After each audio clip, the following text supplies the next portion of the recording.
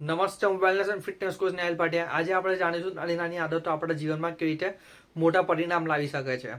તો શું તમારે વેટ લોસ કરવું છે, મસલ્સ બિલ્ડ કરવા છે, તમારે ફિટનેસને મેન્ટેન રાખવી છે, તો તમારી ડાયટને સુધારવા કરતાં તમારી આદતોને લગાતાર કરવી ખૂબ જ જરૂરી છે. તેના માટે હું 5 પોઈન્ટ આજે બતાવવાનો છું.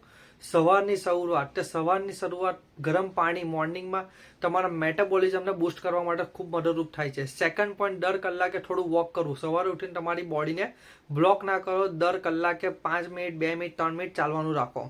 Sugar cut down, tea, coffee, cold drink જે તમે લઈ રહ્યા છો એને ધીમે ધીમે ઓછી કરવાનો પ્રયત્ન કરો, જેથી તમારી બોડીમાં ફેટ ઓછી બને. ચોથા પોઈન્ટ પર છે ડિનર. તે રાતનું ડિનર બને ત્યાં સુધી ટ્રાય કરો 8 વાગ્યા સુધી. તે 8 વાગ્યા પહેલાં તમે લઈ લો તો સૌથી બેસ્ટ છે.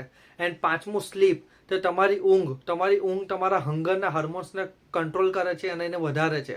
તો 7 થી 8 કલાકની ઊંઘ તમારી હોવી ખૂબ જ જરૂરી છે.